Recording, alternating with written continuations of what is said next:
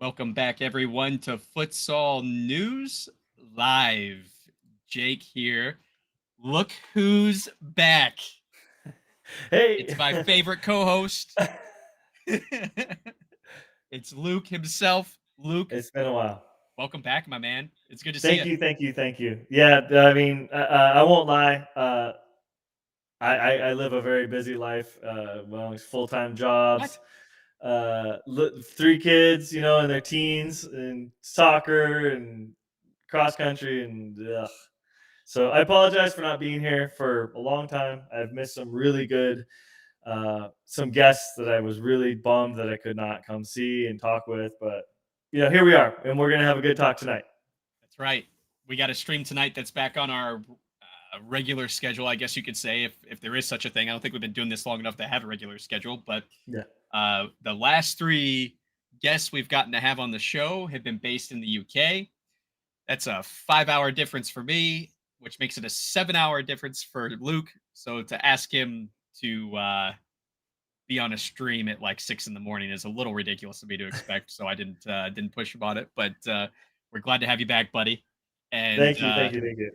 we're gonna kind of go back to a little bit of a streak we did at the beginning of the year, where it's just you and me talking futsal with the chat.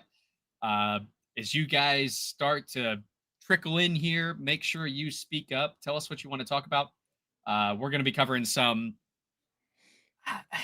They're not super in depth topics, but I think they're important. Um, we're going to talk about a couple things, and then we're going to wrap up on something that's near and dear to our heart. So look forward to seeing some input from you guys and what you think.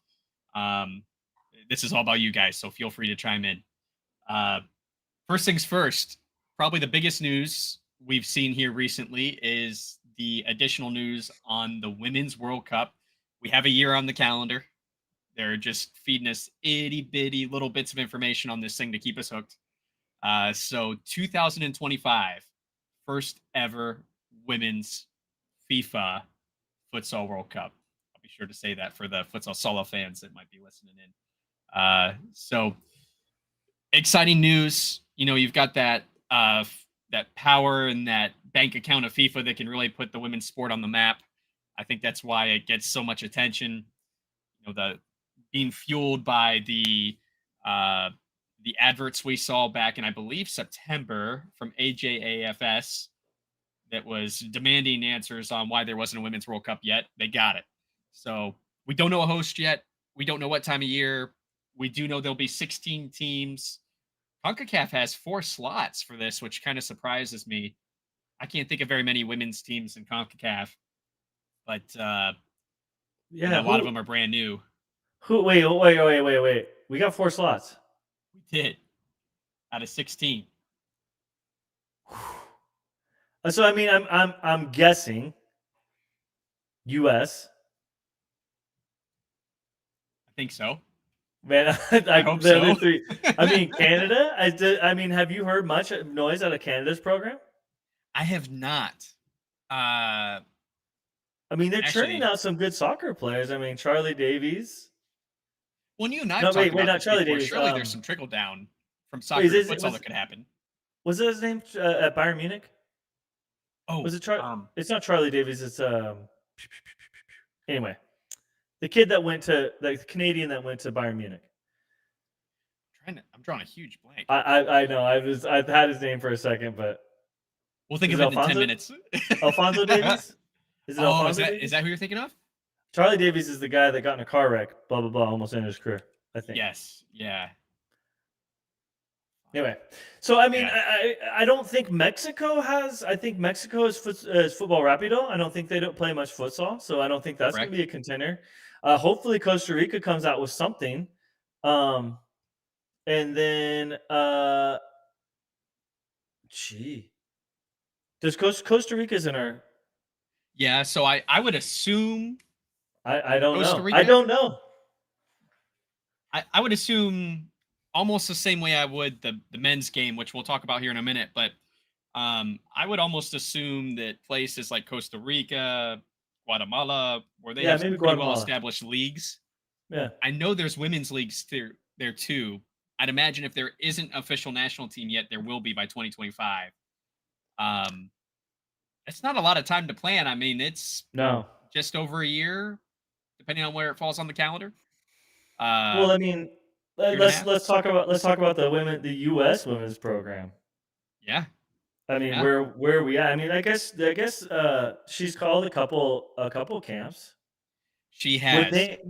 names that I don't know though. I mean, maybe I'm just too shallow in my knowledge, but I mean, I thought for sure she would have pulled more girls from either Either Grand Grand Rapids Rapids or or Michigan Michigan Futsal Futsal Factory Factory. because Because there's some pretty good players, some tough players in there. What are your thoughts on that? Yeah, I'd like to see more coming out of the leagues. I think a couple of futsal factory players got a look in this last camp.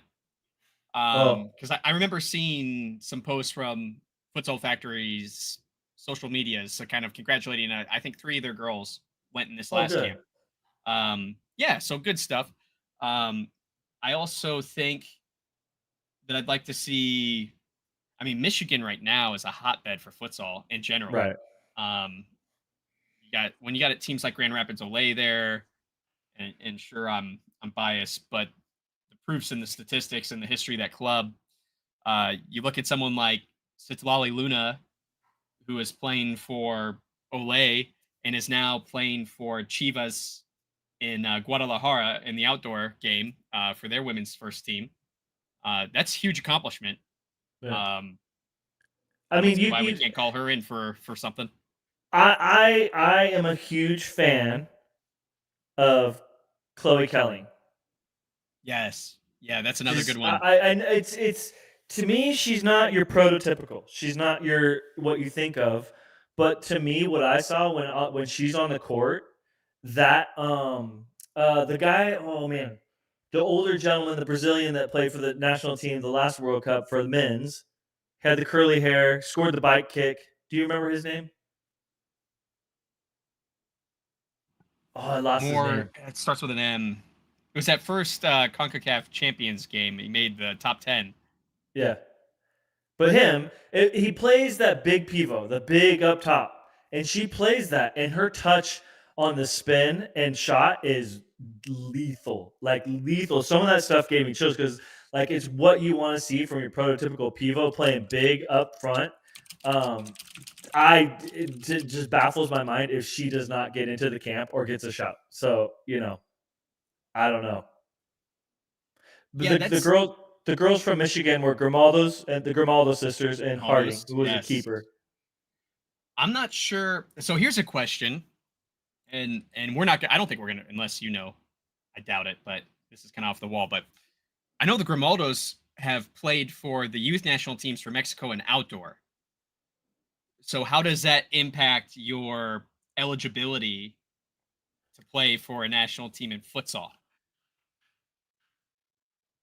I'm Say that one curious more about time. that.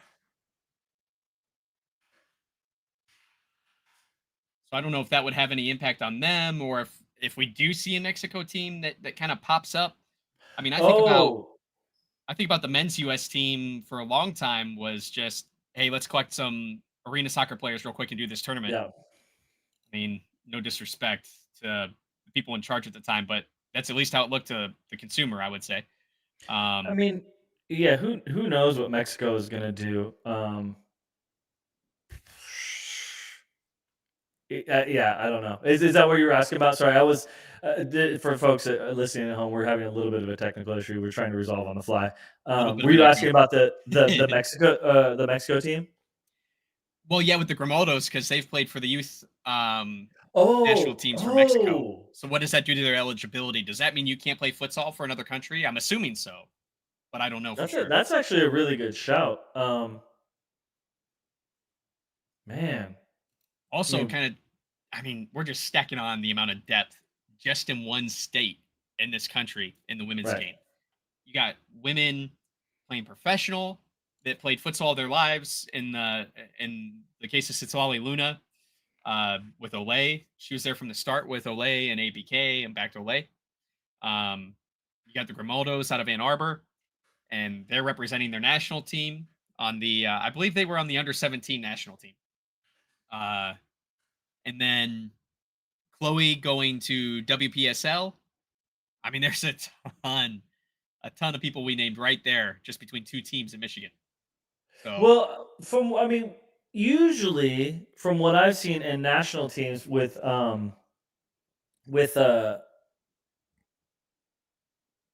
soccer, sorry, is that the younger playing like kind of the U17, U19, all those kinds of teams, the youth kind of teams, don't really bear a whole bunch on their national team play because I've seen them bop around from different countries to countries, and then they finally settle, and then their men's team is where they kind of settle up. I don't know the specific rules to be quite honest with you, but I do see them bouncing around from playing youth here, youth there, and they finally settle on a men's team on the and the when they play national, like the full on national team. As far as futsal goes, like who knows? I mean, we're the redheaded stepchild still, so right. Yeah, and I would assume that once you get those senior team caps that kind of lock you in, that applies to everything. But I don't right, know. I don't think we've had. I don't know when the last time we saw a situation like that. Like right, U.S. and Mexico is kind of unique. You see that across the board between the two of us sharing players, so to speak, across that border, based on military placements, family connections. I mean, there's all kinds of stuff that blurs that line.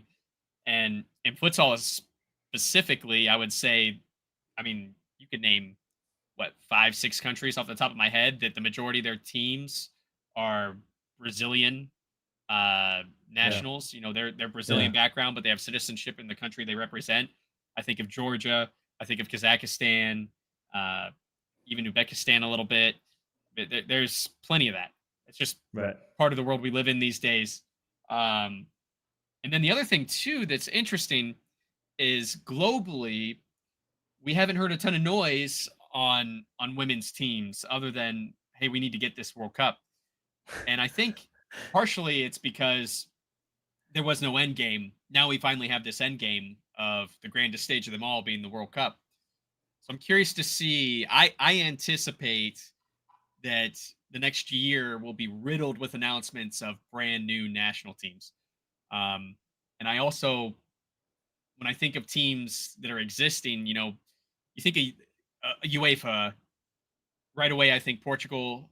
I think Right, Spain. It's always those right. two, always. And then Hungary And and Ukraine are always in that equation. it's gonna be the same with their women's side too. And it is. The Yeah. women's Euro is the exact same way. And we just saw the Copa America for the women as well. If you guys didn't get a chance to check out that video, here's my official plug for that. Go check it out. But Argentina and Brazil just ran away, but especially Brazil. I mean, I don't care who announces a team between now and 2025. If the semifinal doesn't include Portugal, Spain, and Brazil, I will be extremely surprised. Right, It's just a right. matter of who that fourth team is for me at this point. Iran has a great women's program actually that's active. Japan has a great women's team that's active. So So there's hey, certainly some dark horses out there. here's the shout. Do we see noise coming out of the Eurasia region, like Thailand and yeah, like China and any of those South Pacific countries, because there is huge. The futsal game over there is very very big and popular and growing. But we don't, us in America don't get to see a lot of it. I mean, we barely catch them. Like you and I talk about wanting to see like the blue wave. I mean, we see a little bit from Ronaldinho's experience over there in Indonesia. But man, do we see a women's team make noise right off the hop out of that part of the country? That's another good point. I mean, I think of Indonesia right off the rip. Their futsal scene is booming right now. Right. Thailand has had a very uh, uh, large fan base for an extended period of time now. I mean, I think back to the 2010s, I think at least, Yeah. and that's just when I started following was late 20 teens, I guess. But um, I don't see why those teams wouldn't be involved. Now, the weird thing about it is, you look at uh, Asia, I think only has 3 slots, whereas CONCACAF has 4. I would argue, and this is coming from a guy living in the CONCACAF region, so I'm being honest here. Uh, I think I think the AFC deserves more slots Yeah. than CONCACAF, or UEFA should probably get an extra slot. I I don't think that CONCACAF currently deserves 4 slots in a Women's World Cup that only fields 16 teams. Well, the only pause I would give is is this is this kind of, I want to be careful about how I say this. Yeah, we are live. Can't take it back. Eh, well, I mean, I don't want to. I want to say what I mean. I'll say what I mean in a lot of words. How about that? um, I mean, is this FIFA's way of saying, hey, we do see the talent out of the regions that are talented, but where we want to move into and we see a lot of potential is in CONCACAF. Hmm. Eh, I would eh, argue eh, that well, I mean, because also what has think CONCACAF about. done to earn that so far? Well, it doesn't matter. Where I'm thinking is where's the money? I It's see. always a Yeah. question, where's the money? And like they're looking right at the states, right? They're looking straight at the states because we have the world's most expendable income here, That's and they true. have the most to True. gain from a futsal scene, especially a women's futsal scene, taking on and I mean, look at the most successful national team there is in this in soccer. It's the U.S. women's national team. Are they playing? Are they playing their cards to saying like, "Hey, we're going to bring in some people from the Concacaf region in order to like say, or maybe bring in competition to play against the U.S. and maybe create some sort of rivalries." I don't know. I mean, I think it's a good shout. And FIFA, they're always playing the money game. You know what I mean? Well, and I can't remember from the last 3 live streams how much of this made it on the stream and how much of it was conversation before or after the fact with the people I interviewed. But so if I'm a broken record, guys, I apologize. But the one thing that the United States does extremely well is capitalize on sports. Our sports scene to me is unmatched. Um, I think that um, I think that that's the one thing that people look to us for in sports is, hey, take us to the moon. If the U.S. takes it, expands on it, uses those resources that are Right. naturally here already from other sports, it could go to the moon. And so you're right. It's almost like college football. I've heard the argument that teams get certain rankings or get special treatment in bowl games based on what their fan base does. I'd argue Right. that's probably true. Um, NCAA isn't dumb; they're business. They're going to do what it takes to make money. And if it means and again, I'm not being biased when I say this because I'm from Ohio, but a year that Ohio State maybe doesn't look so strong, but they get a favorable ranking, their fans travel wherever they go, so they know it's easy money. Right. The fans find a way to watch the game. There's fans all over the country that are Ohio State fans. Love them or hate them. Right. I know how you guys Yeah. feel about us. Don't worry. But Well. it's just part of it. Part of the Well. equation. What's funny is that I say that with the money thing, but at the same time, the U.S. has proved over and over and over. Well, I take that back. No, I don't take take that it back. back. Keep going. Well, the I know U.S. what has you're about to proved say. over. The U.S. has proved over and over again how we can fumble soccer, the world, or football, the world's biggest game. We Yes. have been doing good things lately.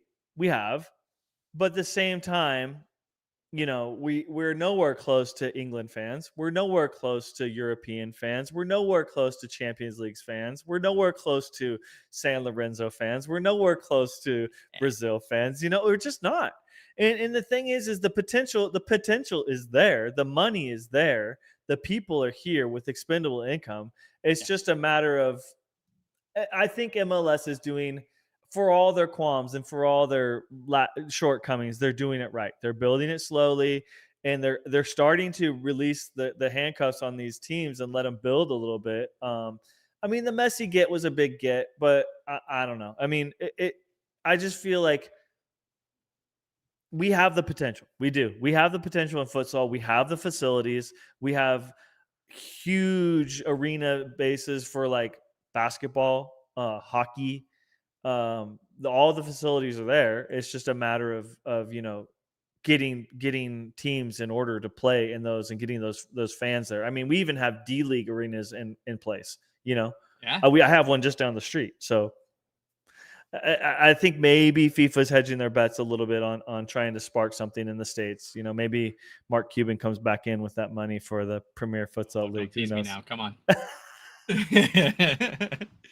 Come on, Mark. We know you listen to this podcast, buddy. Yeah. Okay. Yeah. Definitely. I'm gonna start advertising that in the intro.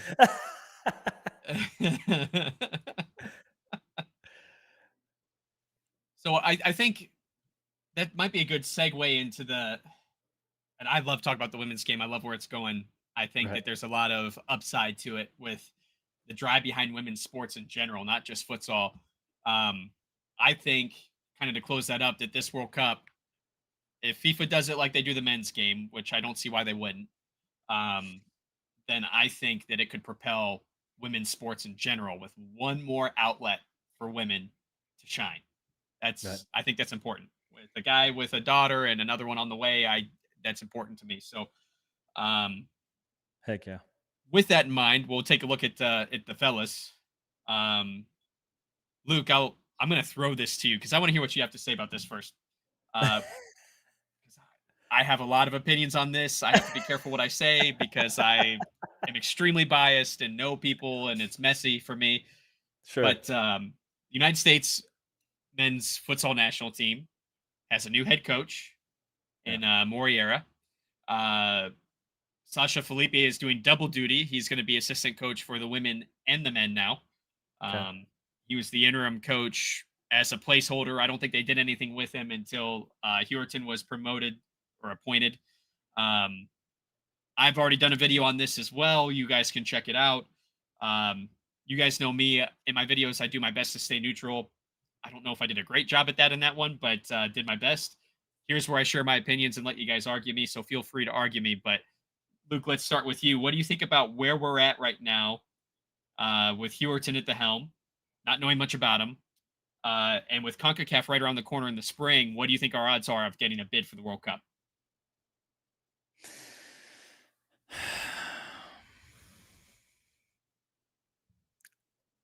I'm going to put it at a solid I don't know, but I'll back that up with some opinions. It's a bad nothing against Hewerton Moriera. It's just you know how this goes. It's chemistry. It's chemistry. And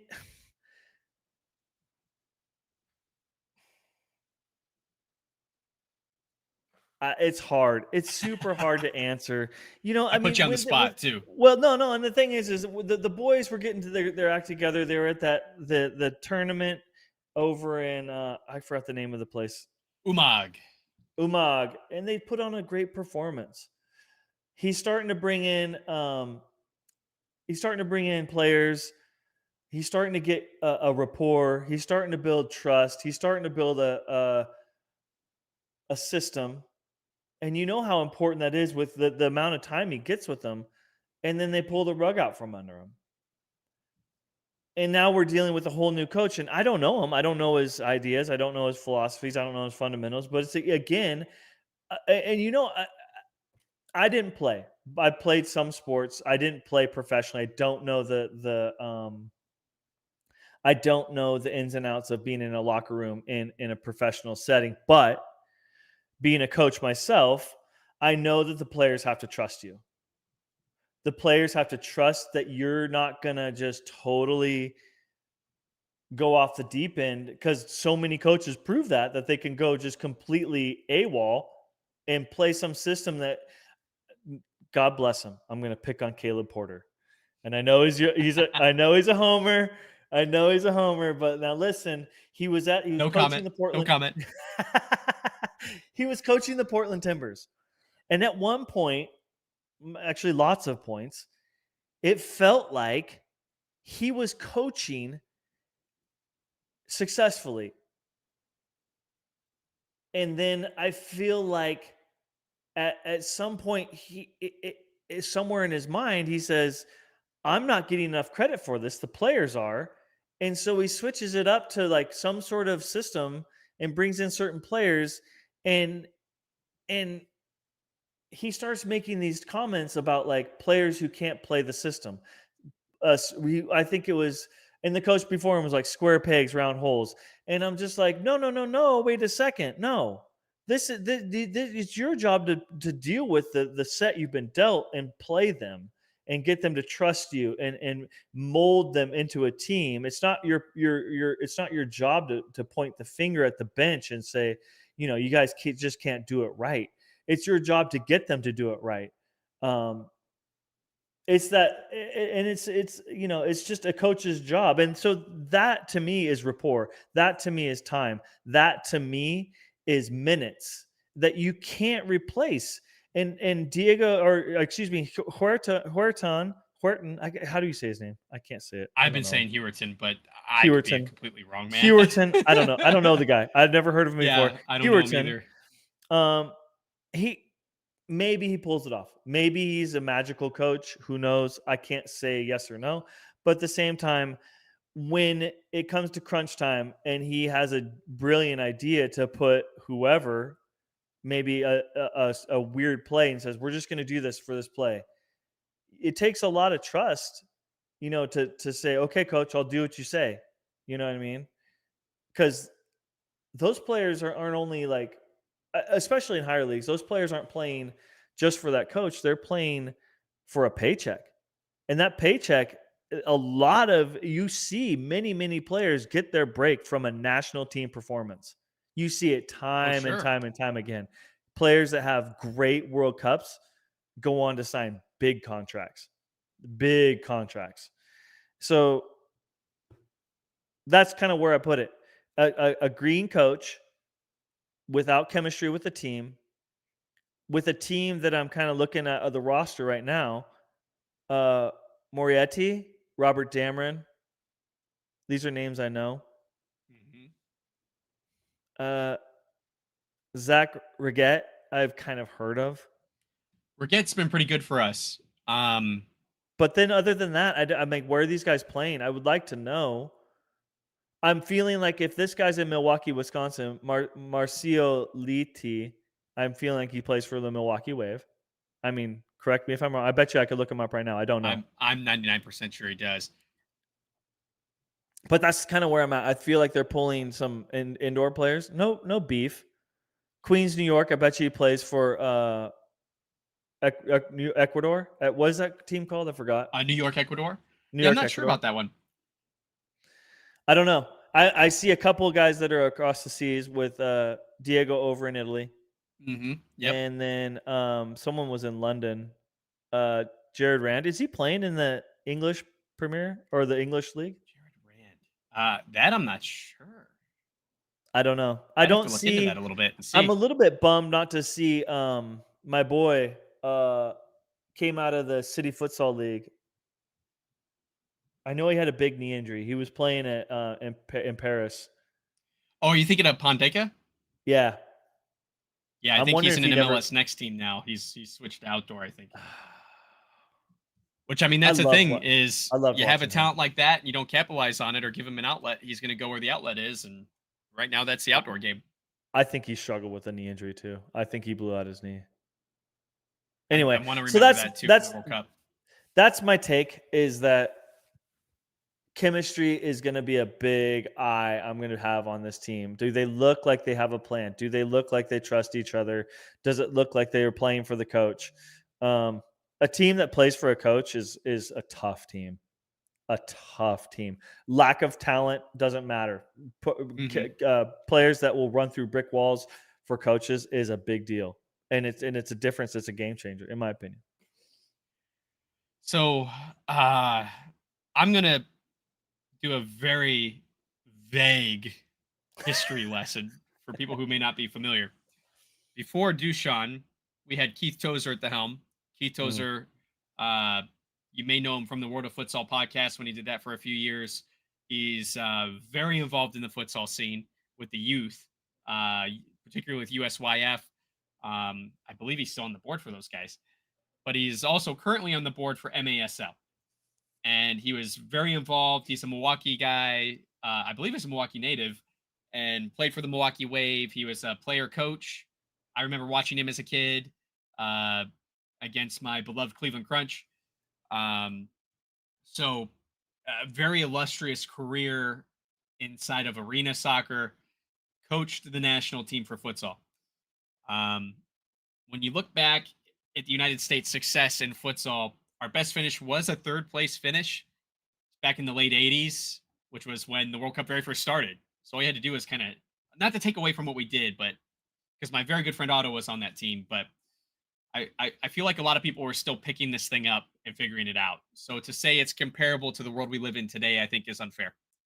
Um, then Dushan comes in and puts this focus on futsal itself instead of tapping the arena soccer leagues in the United States for talent. And it felt like futsal. There was a clear difference in play between his true futsalers and the arena soccer players. Now, here's the deal. There were arena soccer players, plenty of them in that roster. That CONCACAF championship had primarily arena soccer players. But you think about, like you said, Luca, Pondeka, and some of the young talent we were bringing in that were true futsalers, truly pursuing futsal as a professional sports career. Um, so you were starting to see these glimpses of what it could be. And like you said, rugs ripped out from under you. Now we are kind of, at least at first glance, because again, like Luke said, I'm in the same boat. I didn't play. I don't know Hewerton. So this is not a knock against him. For me, this is a knock against U.S. soccer. Right. I think that we have potentially regressed by rehiring a arena soccer coach to coach futsal. Now, here's the difference. Hewerton has professional futsal experience in Brazil. He's won several championships in Brazil before he came to the MLSL to extend his career here in arena soccer. So give the man credit for his resume. He has futsal in the resume. But what concerns me is something I saw a few weeks ago, and that was NFPL advertising the Arena Soccer League's player combine. I, that's where Hewerton is. It's hosted in the town where he coaches the team. So you want to be seen by the national team coach? Go. But on the other hand, why are we encouraging an already shallow talent pool in our league to go play somewhere else? That part I kind of don't understand. The other part I don't understand is if the responsibility is for him to run a futsal national team, then I kind of feel like it's up to him to scout futsal teams, not for futsal players to go to MASL. But I also, again, place some blame at the feet at U.S. Soccer and say, you got to fund the man to be able to do that. And right now, U.S. Soccer does not do that. There is no budget. It's virtually zero. The fact that anyone took this job is shocking to me, seeing as there are zero resources. And I think the proof is in the fact that Hewerton is still coaching in the MASL. If there was any money in this budget, he wouldn't have to do that. He could focus on fostering the program like Dushan did. Unfortunately, that's part of the drama that we saw the exit of Dushan. That's another story for another day. I'm not going to get into that. But I will say this. When I look ahead to CONCACAF and the championships in the spring, I think that we're going to qualify for the World Cup. Even with all that said, Sure. I think that the players that are involved now have been influenced enough with pure futsal that if Hewerton keeps the core that has been there, they should win by default a slot. They're not going to win that. My prediction is they won't win CONCACAF, but they will qualify. That's my prediction. I think they make a semifinal appearance and bow out in the semifinals. That's my prediction. I think Guatemala. I think Costa Rica. I say watch out for Canada. Canada did not show up well in the last CONCACAF, but you got to remember everyone was coming out of COVID, and so their leagues were completely inactive. True. U.S. at least was finding ways to keep leagues halfway open. So I don't think that's a fair representation of where they were at the time. I would suspect, now that we're kind of back to normal, that they'll be sharper. A team like Cuba, who usually represents better at CONCACAF than they did in the last cycle, I also would keep an eye out for. Um, and I'm not going to claim I know what's going on in those countries because I don't. But just historically, U.S. is going to have to fight for it. I think they get a slot, but I think they perform worse at the World Cup than they did under Dushan as well. I think it's going to be an absolute blowout with anybody they play if they're not careful. Um, the shining light in all of this is the fact I said before that Hewerton was a futsal player. That's his roots. Um, so I trust his tactics. I just don't trust the system he's in that's supporting him. And I guess that's where I'd leave that. I agree. I think it's a full step backwards. And while you were talking, it's obvious, but at the same time, it needs to be said. We don't have a U.S. national indoor team. We don't. Okay? Yes. Now, Yes. that's a fact. We have a U.S. national futsal team. Okay? Facts. These are just facts. We receive no support for our futsal leagues in America. And we have to look to the MASL for scouting because here's where I put it. I don't blame players for wanting to play and earn some money. I don't blame them. I don't. But the cold hard facts is that we have an MASL league and they get paid. And the thing is I'll do it. I'll wag my finger at Keith Tozer. Like, dude, I don't know what you got to do if you need to talk to the tequila company again or what. But dude, you need to stop. Like I don't know. I don't know the man's business. But if you want to be the hero of futsal, like you say you are, because I believe he does. I think he champions futsal and he touts it. Put your money where your mouth is, and where the rubber meets the road. Come out, support futsal. Don't support indoor.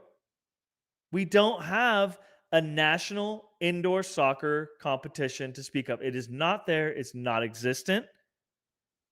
It's not supported by FIFA. It isn't. Can I quickly chime in here on something with that? While we're Go on ahead. the topic of, I was on rant mode. Go ahead. I'm so sorry. I might even just rev you up even more on this. So let's see where this goes. I think a perfect example of that, you bring up a very valid point with where we're at with Keith Tozer and his involvement. And he has done a lot for the sport of futsal. This is not me trashing the man. But I will say this. He had the World of Futsal podcast, which was insanely popular. Right. That was all around the time that this professional league was supposed to happen, and futsal was hot in the U.S. Then futsal wasn't hot anymore. And he went back to MASL. Hey, look, you got to make a living, Keith. I've got no problem with that whatsoever. I'm with you. Where I am a little miffed, and where I think it kind of aligns with what Luke's saying right now, is he's still using World of Futsal as a platform on social media, but he's using it to push MASL. Yeah. It says Word of Futsal in the title of the project you did, and you're pushing arena soccer. That sends a very poor message to people about the health of the sport, the longevity of the sport, what it could be. I think it just looks bad, and I think it aligns with what Luke's saying right now is that, like, man, pick that flag back up and help us out here. You were a huge driving force behind this thing happening here. We know you got the resources, you could do it. It's 2023, about to be 2024. There is a ton of opportunity on the horizon. I think I mean, again, I'm gonna say it. There is no competition on the world stage for indoor soccer. No. And there's not gonna be. It's not gonna happen. Futsal is already here, and if we don't jump in, no one cares. No one cares. Brazil doesn't care. Portugal doesn't care. Spain doesn't care. It's less competition. They're good at it, and they have plenty of competition over there. I think they would love to see competition come, but at the same time, are they going to cry and quit? No, they're going to keep going, and they're going to keep getting better, and we're going to get more and more behind. on the futsal world level. I just think, like, I don't want to say it, but I do want to say it. Shame on NFPL. Don't do that. You're a futsal league. If those people want to go play indoor soccer, they can find that themselves. It's Yes. just like I get it. Like, if you want your players to get paid, go ahead, do it. Go get paid. They know how to. They're big boys. They're big girls. They can go get paid. But promoting indoor soccer, it would be like NFL uh, advertising, NBA games. Or It's flag just, football. yeah, I don't know. I don't get it. I don't get it. Like, why would they detract from their product? And it is a product. Yeah. Oh yeah. It's, I think that mindset is what makes sports so successful here in the United States. Is the businessmen that run it think of it as a product. yeah. And MASL has a great product. Yeah. Again, I am not knocking arena soccer. It's not for me. It was when I was a kid. I'll tell you what, arena soccer, Cleveland Crunch, back in the 90s, that is what got me truly in love with soccer, Yeah. football, whatever you want to call it, depending on where you're watching this in the world. But as I evolved as an individual, as I was introduced to futsal, it's an amazing game. And I think to take it a step further, Luke, tell me what you think about this. Uh, we talk about arena soccer not having a national team and just kind of proving that the importance isn't there to drive people that direction. Let's take it a step further. There are two practices of futsal, right? That both have national teams under global organizations. Oh, yeah. You got That's true. you got uh now I'm drawing a blank because I was in a AMF. red hot rant. Yes. You have AMF and you have FIFA. Both of those have World Cups, have national contests, Yeah. are recognized by a governing body. Yeah. Where's the governing body for arena soccer? Where's the importance outside of the United States?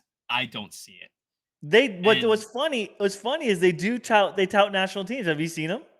yeah, absolutely. But Absolutely. I I mean, think like, they what just do they announced their World organize Cup, under? I believe. What do they organize under, though? I think it's under AMF. Like I think it's the AMF chapter of the US. Oh, so AMF does indoor. Or not indoor. I mean for No. I'm saying indoor. Indoor has national teams. But what I'm wondering is like, what are these national teams? Because when Mexico came to Idaho and played in Boise, the U.S. versus Mexico, my buddies were telling me that they could go and play for the U.S. if they wanted to. what? They just let them play. They're just like, yeah, I just showed up and I kicked the ball Wow. around. They put me on the team. Oh my gosh. Actually, hey, okay. This is not a fair comparison, Josh, because I'm a big fan. But it's like we said Beetlejuice 3 times. The head coach of the national team on the AMF side for us, Josh Dances in the chat. Josh, it's good to see you, man. Welcome back. Good to see you. We did not do that on purpose. That was not staged. That is just some good old fashioned futsal gods looking down on us, I think.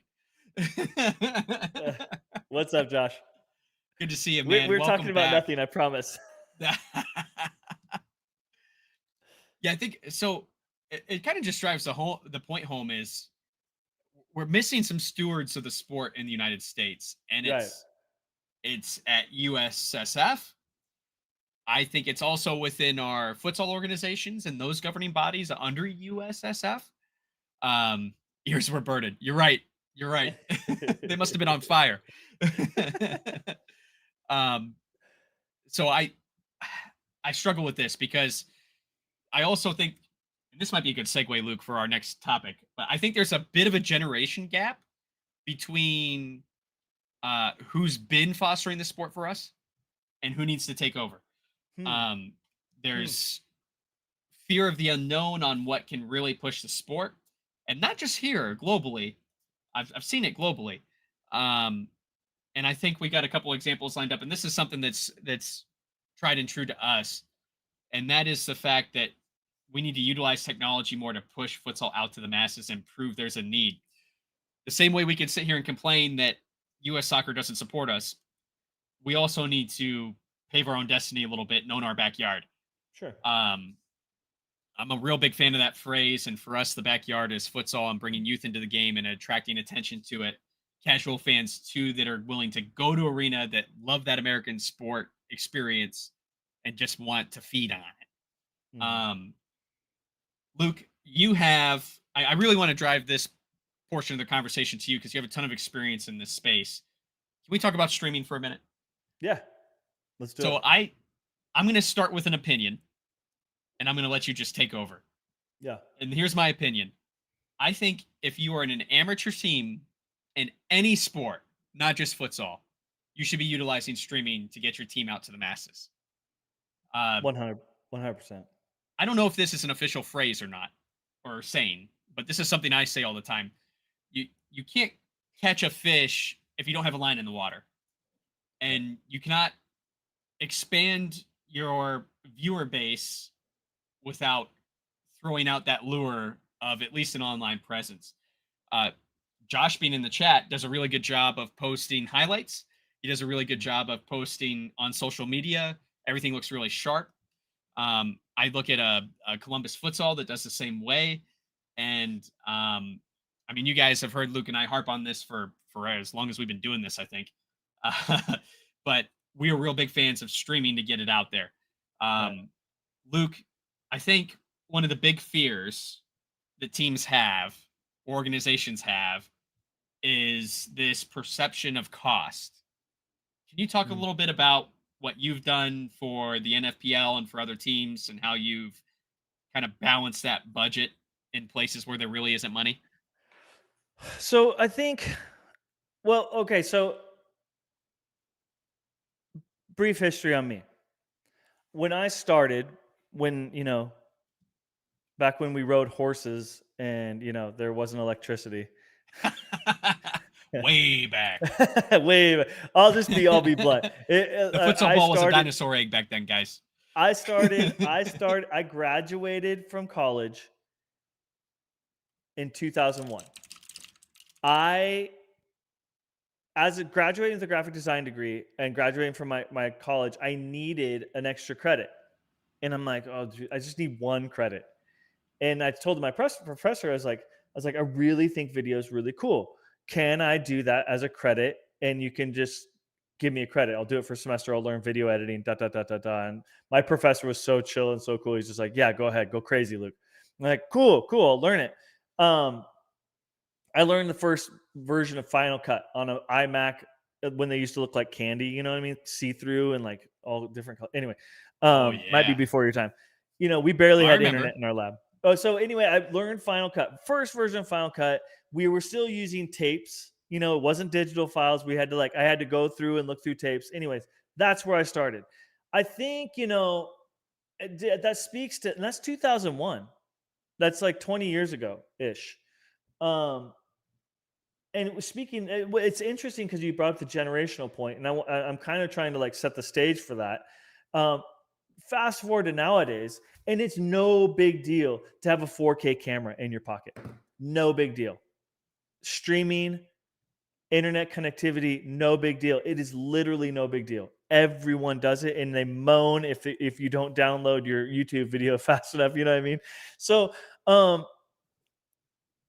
I think there is a misconception of cost and an ignorance, and not like a bad ignorance, but just there's an ignorance to technology of what is available to us. And we have people like Steve Seguin, who created Video.Ninja, what we're using right now to stream this.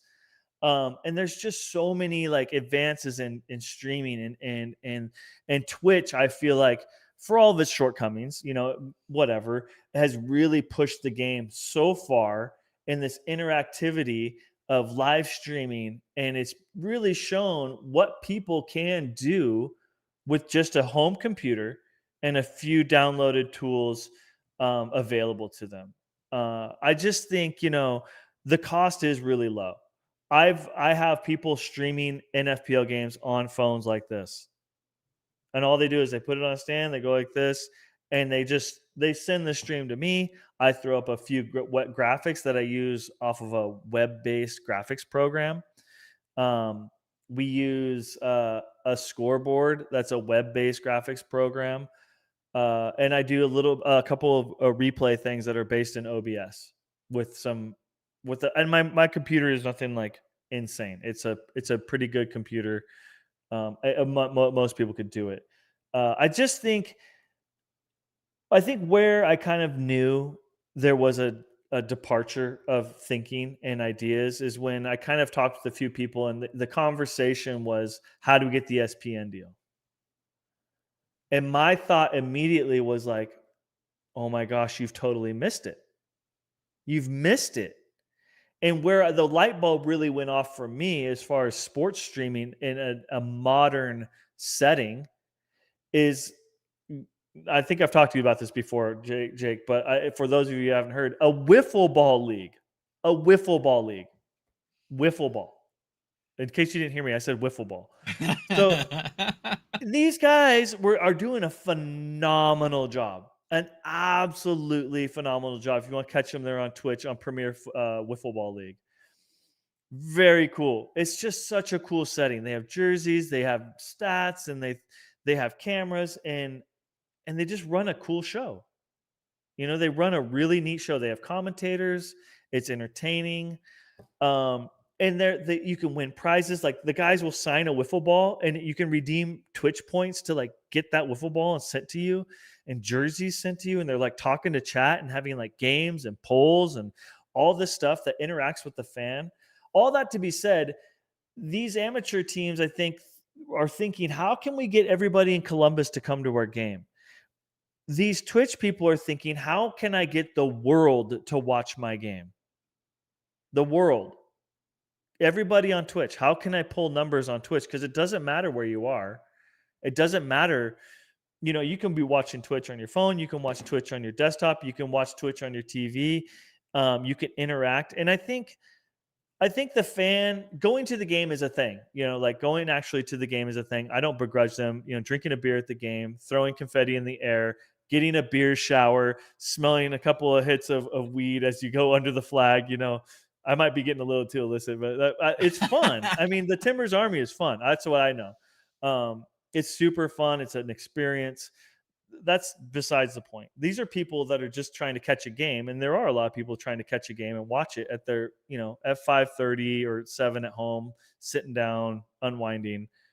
There's an audience to be tapped there as well, and I think bringing a game to them is more affordable than ever. And like I said, I think it's ignorance and not understanding the climate, and also a generation that knows this. Josh just chimed in the chat and said he will pay for a crash course in streaming. Free 99. Free 99. So I will say that too, not to interject here, Luke, because I want to try and keep this on you, because you're the experienced one of the two of us. I've dabbled. Okay. Yeah. Guys, I've ran the last 3 live streams because Luke wasn't here. You could probably tell. Okay. I'm doing it today because I told him I wanted more practice, and when I crash, he can jump in. But so far, the training wheels are still on, and no one's fallen over. But the thing is, that I want to say is this: I think that the excuse of funding is not there. Yeah. Luke pointed to the phone. As long as you have a phone, you're good. I think where the struggle may be, and Luke, I'd like you to give us some tips here, is connection in some of the buildings we play in. Right. And it's not just here in the US. This is I've experienced this personally. We're going to show some examples here in a minute of just basically a quick critique on from worst to best of what we've seen. But I'll tell you this, just to amplify on what you said really quickly about discoverability and enjoying the experience and being able to stream it as opposed to being there. We were talking before the stream went live, and I was telling Luke how I was at my brother's house eating dinner with my brothers and the kids, and the wives, of course. They weren't partaking in the watching a futsal bit, but they were there. So we were watching Argentinian futsal on the big screen. Pulled it Mm, up on my phone, connected to the smart TV.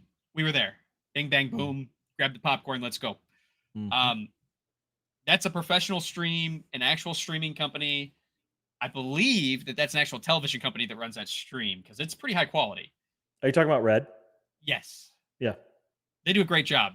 There's yeah. always a really bizarre anti-NASA commercial at halftime, but other than that, it's like really, really smooth and cool. Um, then there's the other extreme is us, where we've got a phone that we can stream from, and I think that could still be entertaining. Mhm. And I think that connection to the fans is super important. So, Luke, if I'm a guy who's streaming for the first time and I'm using a phone and I've got limited resources and my connectivity inside the building is bad because I'm sharing Wi-Fi with all my fans and I'm way up in the bleacher top of the building on a indoor tracker on bleachers Mm, and my bit rate's not great. mm. Give us some tips on how you've overcome that stuff. This is the great hurdle. This is the great hurdle. It is said that a wire connection is the king. I've actually heard a cell phone, like a cellular internet connection, is second, and Wi-Fi is the bottom of your list.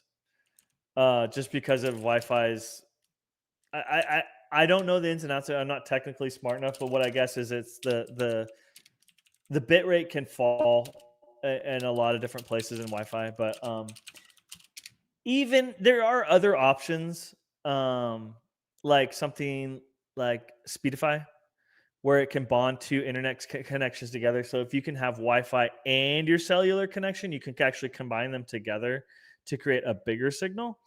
A method known as bonding. I'm not familiar with the technical aspects of it, but I know that it does that.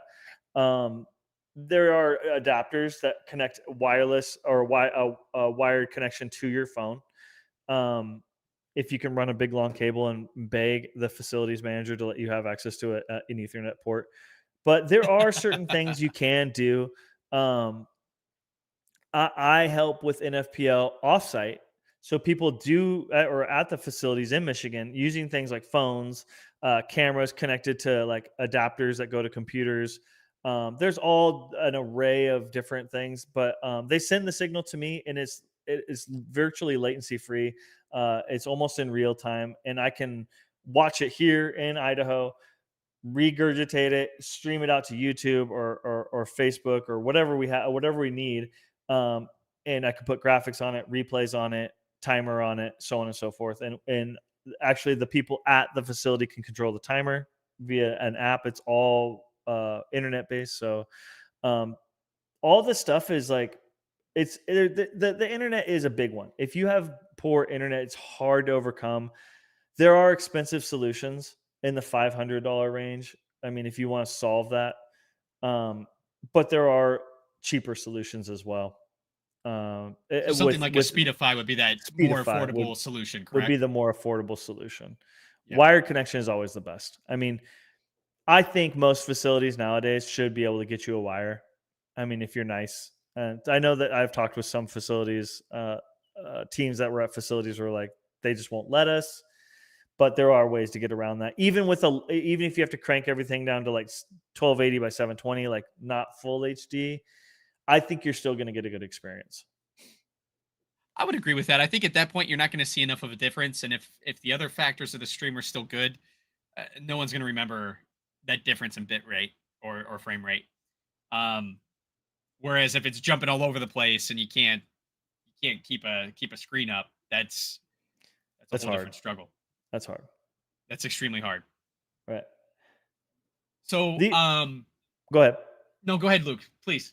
I was just going to kind of add in that I think the generational thing you were talking about. I think I feel, and I think I've seen actual like NFL tamper with it about streaming to something like Twitch. I do like Twitch. I'm okay with YouTube. I am. But I feel like the Red does a great job. No question about it. But it is kind of an old school commentator of the game approach, and that's fine. There's nothing wrong with it. What I see, and this is a total guess that I'm trying to, look at the magic ball or the crystal ball and predict the future. I see more interaction between the commentator and the fan base watching, saying things like, "Oh man, what a great save by Robert Dameron." And then the commentator can say, "Yeah, that was a great save. Did you know that he's won, Golden Glove like 18 years in a row?" I don't know, you know what I mean? I'm just making stuff up, but they can like. And the thing is, in my opinion, these younger users really enjoy that connection to the streamer. They enjoy the interaction. They enjoy that touch. They enjoy being heard. They like being part of the experience. If you're watching from home, um, things that keep it interactive, like being able to put like a sticker on the screen on Twitch, that's pretty common. Like being able to like spend either actual money or like the funny money which you earn by watching a stream. You can put up something like you could even put up like your team logo on the screen and like a cheer or whatever. Like people, if you're like watching this and you don't understand this culture, it's true. And people spend money to like have a robot talk words on stream. People spend money on making things happen and glow and just weird stuff, man. I mean, the sky's the limit. So I think there is a detach from the old school way of doing sports, which is fine, and with one person's opinion. And then I feel like there's going to be a new school way of doing sports where there's a commentator that interacts with the people watching. Yes, I like that a lot. So something that a couple things I want to touch on there and kind of add on to what Luke said. So he mentioned the pros and cons of some different platforms. Uh, I think personally, this is only Jake's opinion here, guys. But I think YouTube has the greatest discoverability because it's the Yeah. largest search engine in the world. Now, at the same time, you have the most competition. So keep that in mind. If your end goal is to eventually monetize your channel and fund your club, YouTube has the best split. So that's something to keep in mind. Then you look at the Purple brand and Twitch.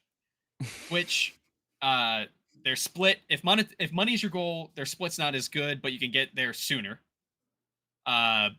They've made some interesting decisions in the past, which makes people fear the platform, but I think it's still reliable. I think that by far, Twitch is the best viewer experience. There's the most possible interaction. Their bots are the easiest to create to make commands, so people can spam those commands, do those donations, or do those text to speaks that Luke was talking about. Today's viewer loves to be a part of the broadcast, and I think the next generation of viewers, that's really important to them. I think that's why there's such things as subscriptions to gaming streamers. I think that's why there's such things as donations for watching someone else play a video game. And then the last little dig I'll put in is I hear a lot of people go or try to go to 11, which for my old school viewers used to be my Cujo or Cuju. My Cuju? I don't know. It was weird. It rebranded to 11, which sounds like it was a good thing for me because I can't even say the damn thing. But the point being, that is a soccer specific streaming platform, football specific streaming platform, and futsal's there too. My argument with that is, yeah, that's great that there's a home for us. I sincerely appreciate that 11 does that, but that means that when I log onto my phone, I got to specifically be thinking, I want to go watch some futsal right now, or I want to go watch some soccer right now. Mm-hmm. So you're not catching viewers that are just flipping, scrolling, because they're doing that on YouTube, they're doing that on TikTok, they're doing that on Twitch. They're not doing it on a niche platform. I would also say the viewer experience there sucks. I'm sorry, 11, but it's terrible. It's bad. I don't like it. It's bad. I like YouTube for the sense of the support that's there, the findability that's there. I like Twitch for the experience. Kick is a thing now. I don't know, Luke, do you have any experience with Kick? I recently looked at it in that big dust up with all the Twitch streamers and YouTube streamers where they like all left for kick and whatever. I don't know. Yeah. It just seems like a flash. It felt like a bargaining chip. So the big concern around kick, for those of you that don't know, is that the rules are much more lax there. So there's concerns about, you know, abuse in the chat. There's concerns about toxicity. There's concerns about the type of sponsors that are there that have migrated away from places like Twitch and YouTube that have banned sponsors such as specific to gambling or things like this. Mhm. But there's for the established streamers, there's money there, so that's why it's a bit of a hot topic right now. So just be careful playing there, guys. I don't think there's anything wrong with the platform. I think there's just a lot of noise. But I will say this too. I like the idea too of YouTube for the fact that I can put all my content in one place. It's easy to find. We talked about that with Rants and Bants when he was on our live stream back in September. He reiterated, and this is a guy that's got nearly 80,000 subscribers on YouTube, so he knows his stuff. You got to make it easy for people to find you, or they're not going to bother to try. In today's world, it's just too easy to flick to the next thing. Short-term memory. So that's where I like YouTube, that I can house everything in one place. I think there's also some higher frame rate capabilities on YouTube than there is at Twitch. Am I remembering that right, Luke? I think so. I think you can actually, when you enter up in the upper echelons of YouTube, I think you can go up to 4K streaming. Yeah. So, I mean, if you have the capabilities to do that, if you have the cameras and the connection to do that, then YouTube's your home. You're going to have a really nice stream. Luke, let's take a look at a stream that I saw recently, and let's talk about it. Sure. I'm just going to let you run it from here once I pull this up. Okay, I didn't show any sensitive information. That's good. Good job, Jake. Killing it. So this is, let me set this up. You can already kind of tell where this is going. This is Inter Futsal in the Northern Ireland Futsal Federation. This is a team that recently rebranded. They've been very active on social media, pushing this new look and the team. And this is I think the first game they streamed. It's pretty early in their league. I think we're only 4 weeks in. Let's take a look at this. Luke, if you want to chime in at any time, you just start talking. Yeah, no problem.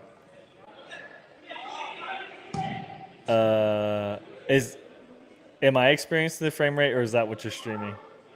You're experiencing the frame rate of this building's capabilities and the stream capability. So there's nothing wrong with what you're streaming. This is this is literally what it looked like. That is correct. So with that in mind, do you mind if I stop this? Yeah, go ahead. Okay, so we're done with that one. I mean, right off the hop. I mean, you don't film from the back corner. I don't know what you got to do.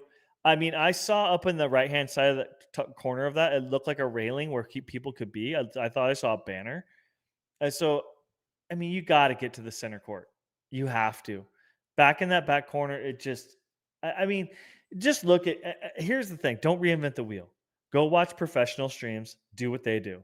Once you learn your craft, once you learn what you're doing, then you can play around with different angles but don't try and reinvent the wheel. Play it safe until you know what you're doing, then branch out. And then number one, StreamYard was another one I saw. I mean, no, don't do that. Don't do StreamYard. Just get a copy of OBS. I think they use StreamYard because they could stream from their phone. I think that's probably why they did it. But then again, look at the stream rate. That stuff, to me, that's stuff where you can go in on a non-game day, stream, not to anyone but your friends, and test it out and see what you're going to get before you go and show up there 15 minutes before kick, turn on the stream and say, well, I guess it's not going to go so well. You know what I mean? And then you can resolve those problems. And these are things I deal with constantly with NFPL, and God bless them, because I know for a fact that the people I'm dealing with are team owners. They're futsal players. They're not technical people. But at the same time, it takes no talent to show up a day before and stream it and see what happens. You know what I mean? That doesn't take any skill. That's just a little bit of prep work. So I Anyway. picked this stream, and I picked it as the first one for several reasons. This was tactical. This is not to pick on Yeah. Futsal because I don't like them. I don't know them. This is just it highlighted a few major points I thought would be good talking points. So you Right. already covered a lot of it, but I want to get slightly more granular on it. So here we've got a stream that's being streamed from a back corner. It looks like there's option center court, like you said. It might be a little steep looking down. Let me pull this back up, but it's there. So let's talk about this a little bit, Luke. You're looking at the setup of this Yeah. briefly, as much as we can in a phone view. And I want to ask you this: what is to you? What is the lesser of two evils in this positioning? Would you rather be center court and have a more downward view, or would you rather be in this corner and cover the whole court? Because if I'm a team owner that doesn't know anything about streaming or how this is going to look to the average viewer who doesn't know what they're looking at, I'm going in this corner because I go, hey, this is where I can see all the court. Yeah. Well, let's be honest. What happens at midcourt? Not a whole lot. I think, yeah, as a team owner, you see the whole court, but what I'm seeing is you can't see that left-hand goal. Yeah, you still can't see the goal on You this can't end. see it. And that's a critical, like, goals scored is absolutely critical to the game. So if you crop when they're maybe on the right-hand side of that screen at midcourt, and because you can't tilt down enough, then like I don't think anybody's going to miss some miss critical information there on a game. Are you doing? I mean, can your stream get better? Can you figure it out? Maybe a little bit. Is it the best stream? No. But again, you're getting critical information, which is goals scored, goals defended on each side. That's what people are coming for. Maybe you miss a nutmeg on the mid court line. Maybe. But goal scored is I'd rather have a goal scored filmed than a nutmeg. So I'm gonna chime in and give my opinion, and surprise, it's the same. I'd rather have a center court feel. I think that for as much as a tripod costs, which is super cheap, get yourself a super cheap tripod. I use one for my videos when I do standard videos for the channel that I think was $25, and it comes with a phone attachment. Or I can put my camera on it, which is what I do for my videos. I got a real cheap Logitech camera I throw on there, so there's tons of possibilities with low cost, and get some stability so you can pan the court and man the camera. Uh, Without watching any more of this, I suspect, like you said, a lot of these teams are in amateur status, Right. and they have limited resources. I bet a team owner threw this up and walked away from it and went down to coach. Yep. And that's the position some of us are in right now. Right. It's not good, bad, indifferent. It's just a lack of help because people are still learning futsal, let alone wanting to volunteer to be a part of it. Right. But if you can find a kid from your academy, if you can find some form of intern, a parent, a brother, a sister, to just they're already watching the game. Can they pan it back and forth? It can make a huge difference. So that's important to me. The connection we've already talked about quite a bit. I showed it for the sense of the connection. You can see in the comments, they even posted a comment that said, "We're really sorry, guys. The connection here is poor in the building." Like Luke said, it's a common struggle. Man, even on game day, we've had issues. Even when we've tried to plan ahead. I mean, Luke's been a part of that. I've sat on the sideline helpless, listening in as we can't figure out how to improve the stream from a remote position. Yeah. But with that, I do want to show something that I was a part of recently. So, if you guys remember, we interviewed Darius Ruhi from Northern Ireland. He plays for Sparta Belfast. He reached out to me and asked questions about streaming. And the same way he asked, the same way Josh made his comment in our comment section here, guys, just ask. I know it's hard to believe, but there are some fanatical fans of futsal out there that are willing to help you out for nothing. I know we're nuts. I know we're not the majority of futsal fans, but we exist. There's two of them right here on your screen. Right. So we're all about it. We're all about it. Right. So I got up early. Northern Ireland's 5 hours ahead of me. I got up early on a Saturday and helped with this because I just love the sport. I like Darius. Don't tell him. I don't want it to go to his head. But he had his brother run a camera here, and I'm going to show you guys what we did. Now, I will say this: uh, all the mistakes that happened on this stream were my fault because it was my first time streaming a game. But just showing you some gameplay here. Luke, if you want to comment on this as we go, as you start to digest this, you just go ahead. So, what I immediately notice, and it's hard. This is a physical limitation. Is the lines on the floor? That's hard. That's very hard. That's a UK issue. Yeah, it's just difficult for a non-futsal person to understand what's going on. The one thing camera wise, which probably this is a not very someone who doesn't run a camera, you can tell because what I would do is just zoom in a bit. I would zoom Yeah. in a bit to catch because you can still feel pretty safe. Like because I think what people do is zoom out because they're like scared about panning.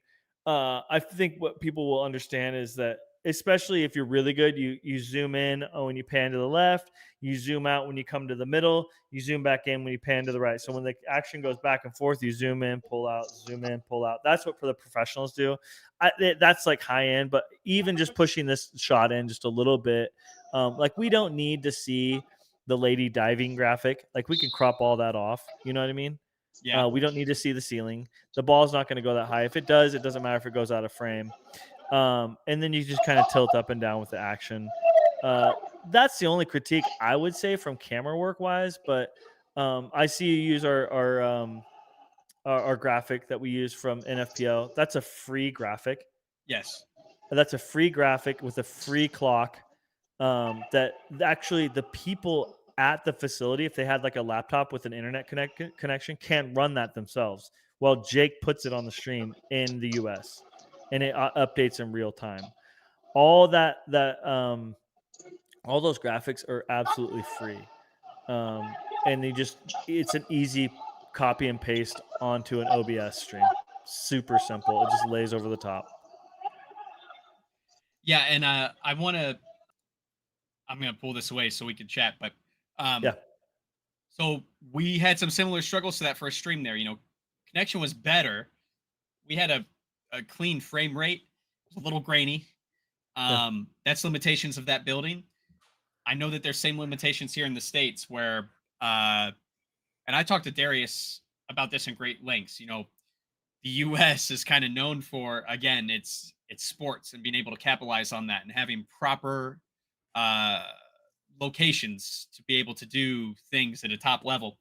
Um, we still have those same issues here that they experienced there. You notice they're off center, more center than the first stream, but they had to be off center because of a giant pole that was in the way. Right.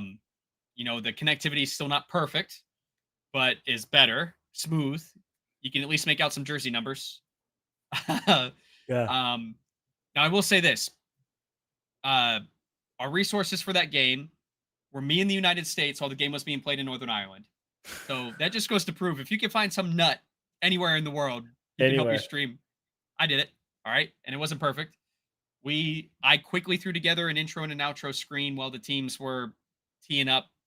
I don't know what the refs were waiting for. I think an invitation or something, but that game was kind of delayed. I think there's some issues in the previous game.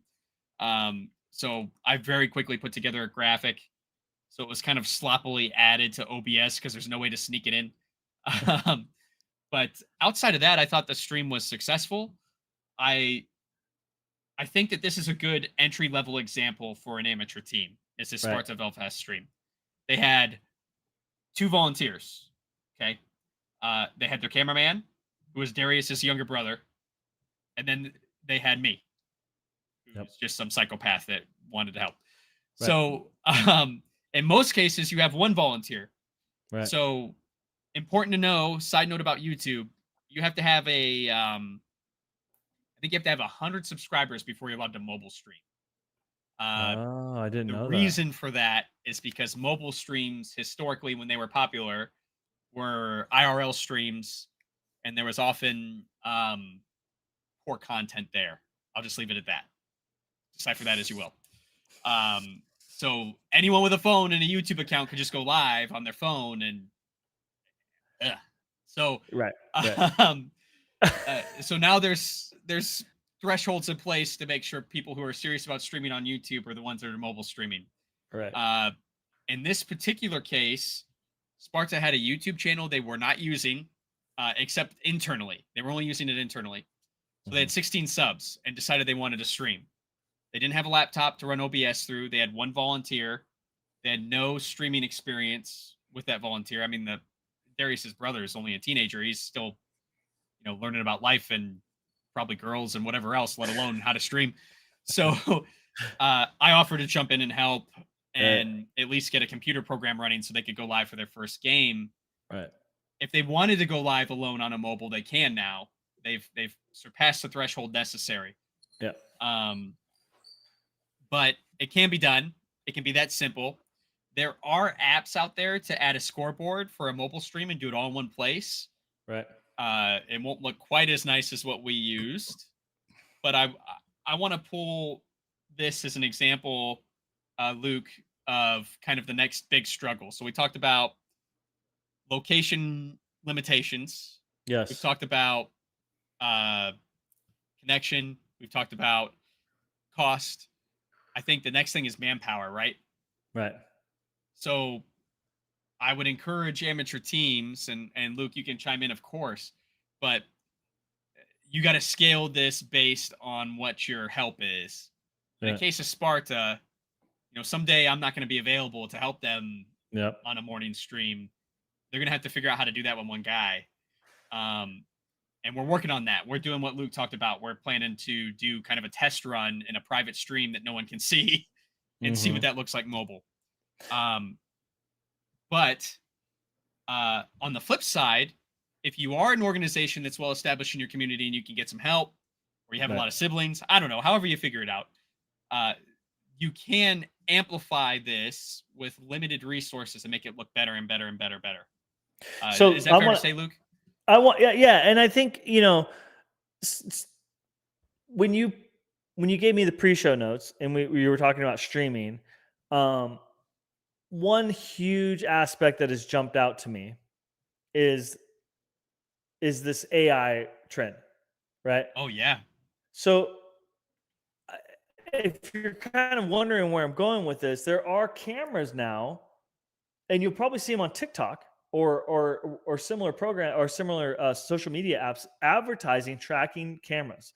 They have little like base units with a phone clip that will make your phone move and track you. That's one I've seen on TikTok a lot lately.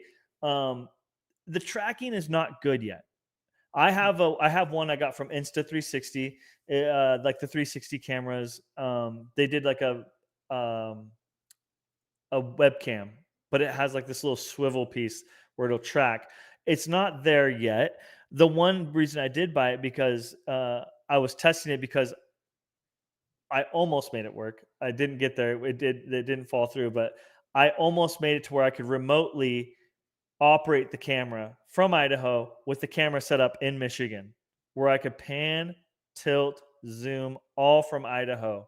So now your camera operator is, and it's a $300 camera. I mean, that's not cheap, but at the same time, you invest $300 and it's like this big, and you just put it up at center court. Now you have your center court issue is done because it's not hard to get a little light stand and jack it up as high as you need to go and put it at center court. You know what I mean? If it's AI powered now, you've overcome that huge hurdle of where to put your camera. You just put it at center court and just hoist it up on a pole, and it tracks itself. There are certain companies that are doing it specifically for sports, which are picks for teams, they have picks for basketball, picks for lacrosse, picks for soccer, which they have like a ball, like a base unit with a camera on it, and then it attaches a camera on top. So the camera down here is tracking the action and making the camera on top follow the action. These are new things coming out. Last I checked, that thing was like $1,500, which is not affordable. But what it kind of shows you, and the way we know that technology progresses, is that technology is not going to become more expensive. That technology is going to get better. That technology is going to get cheaper. So Yes. that's kind of something on the horizon to look for, is these unmanned cameras, and someone like a Josh who's looking for an option. If you're the coach, you're the producer, you're everything, you put one of those unmanned cameras up at center court, let it rip, it tracks the whole game for you. You know what I mean? And then now you're like cutting out even more manpower. You're cutting costs even in half. Um, and then just one more thing to speak of is, I know for a fact if you're in a well-populated city, there are hundreds of people with video cameras itching to earn just a little bit of money to film with it, and I guarantee they have all the goods in order to connect to a stream for you.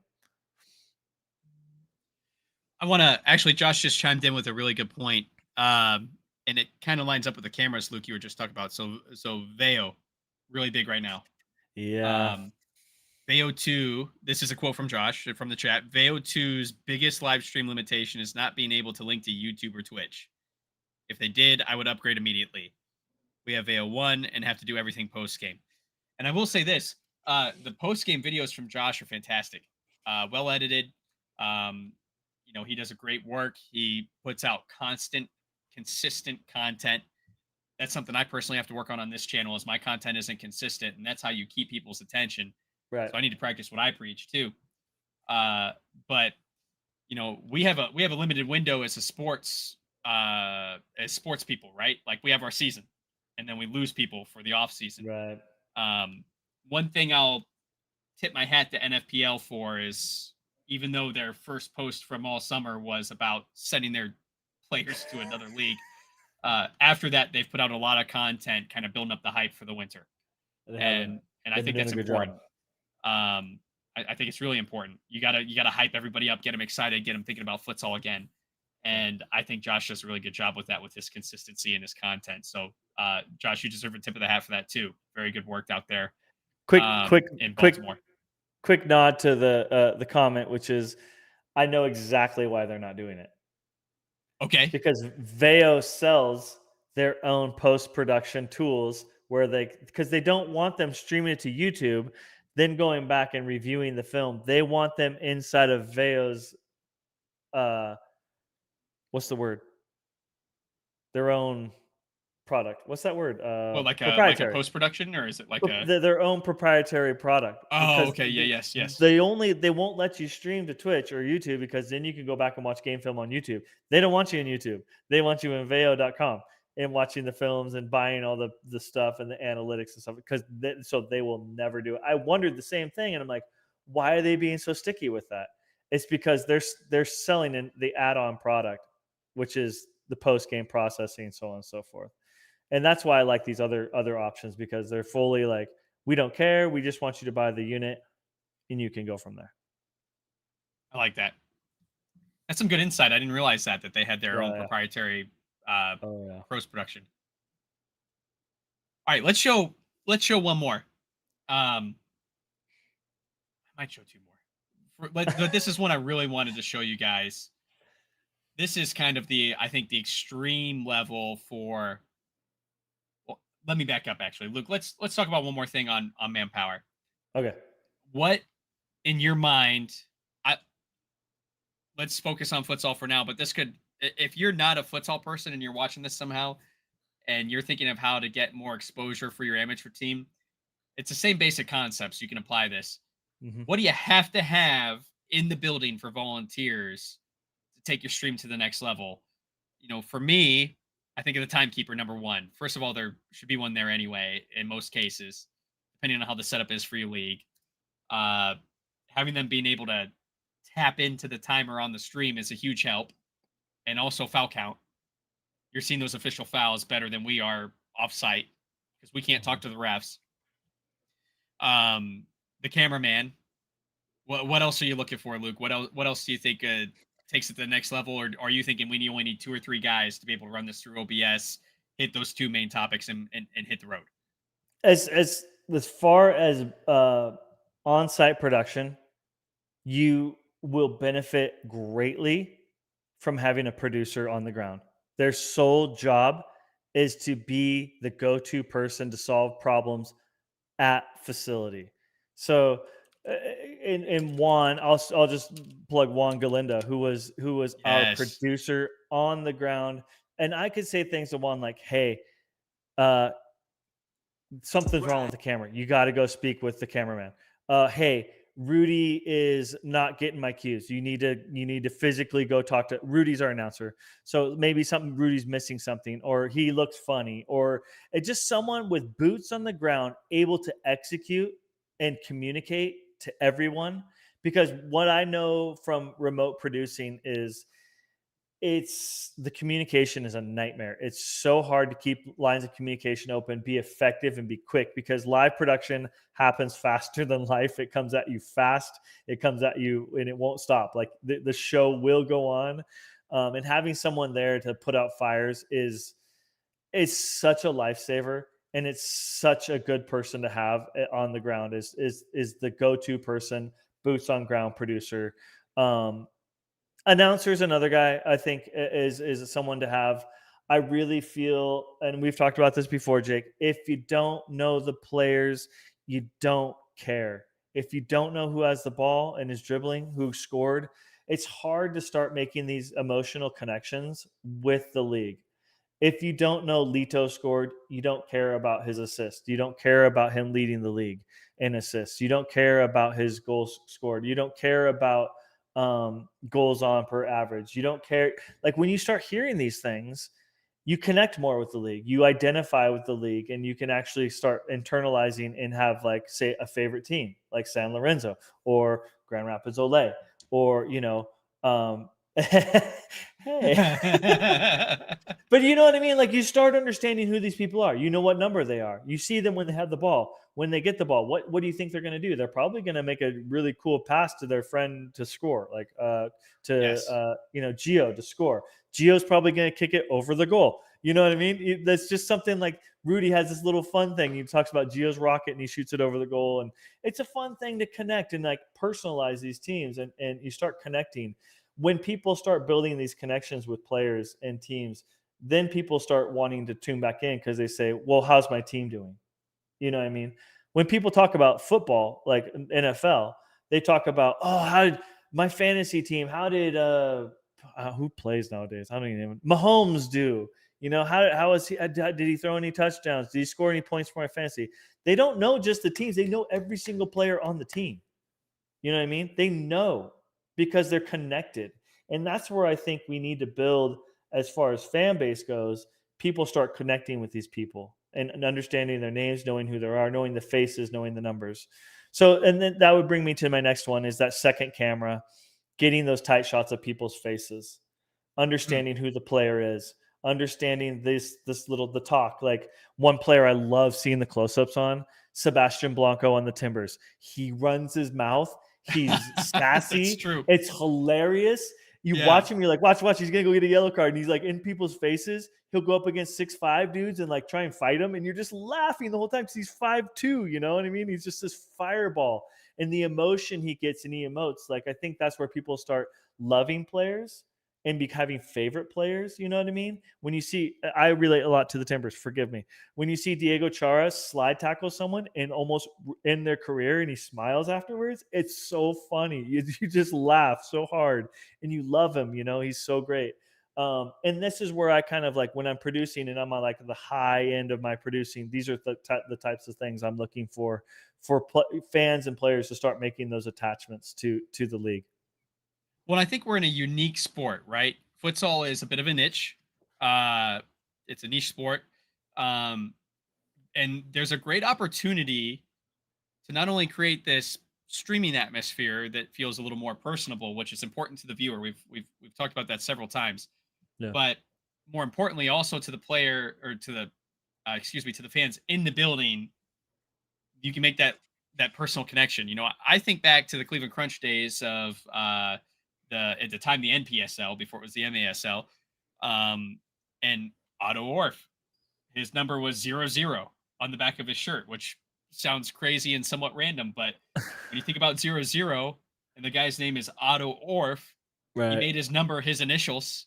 It's kind of Right. cool. Like there's this little Yeah. side story, there's Yeah. I think of some of the players and some of the lore behind them and local sports history that has come Mhm. along with it. You think of and again, this is unrelatable to Luke because I'm using local teams, but Scott Schmetzer of the Crunch. Yeah. There was I think he's an conspiracy theories at announcer. every. What's that? I think he's an announcer now for MLS. Oh, is he really? I think so. He might be. So when he played for the Crunch, there was a conspiracy theory that whenever the man had facial hair, he was bound to get a 2-minute warning card and end up in the penalty box because he just turned into this different player that was a complete maniac. Whereas he was pretty mild mannered when he was clean shaven. Like people were literally graphing this stuff, trying to figure out if it actually was a correlation. Like it's fun. And now we live in this unique world where you can do that online in a Twitch chat with auto mods and commands, and same with YouTube has these commands. You can do polls. You could really drive Right. lore behind a player or a team and really like just make them a local legend, which is actually Josh in the chat talked about this in our very first ever Futsal News Live. Is that's what's important to these players. Not winning the championship certainly is a factor, but what's more important is the recognition than anything in today's world, and being able to post that Instagram photo. I think he put it best in that interview we did with him way back in the day, last August. That's how long it's been already. Oh, geez. Yeah, I know, but it's important. It's important. So if we as fans and or volunteers or wherever you find your spot in helping your favorite team can amplify this and bring even just 5 more people into the building or 10 more people into the chat, makes a difference. Makes a huge difference. Right. Especially when you think about these streams are probably an hour and a half, 2 hours long. If you can keep someone for that full time and your goal is monetization to help fund your team, granted, you're not making a ton of money on YouTube if you're a small streamer, even when you're monetized. Keep that in mind. But it is funding. Streaming these games is just free watch time, which is a metric to get monetized. So keep that in mind. Right. Luke, let's look at another one really quickly here. Yeah. This is, I think, one of our better streams and a really cool intro we did. I want you to talk through the resources of this intro. Yeah. And when we'll show it, and then if you want to talk about what we did, and then we'll take it from there. As you show this, Scott Schmetzer is head coach of Seattle. Not Oh, announcer. no kidding.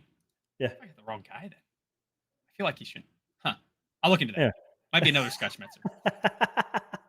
All right, let's pull this up here.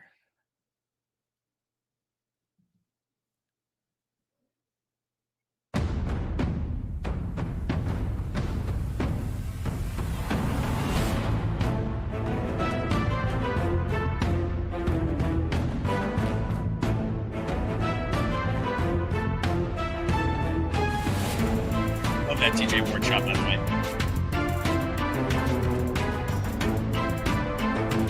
I'm watching it on the live stream, so I'm a little laggy. Hold on. Oh, no worries.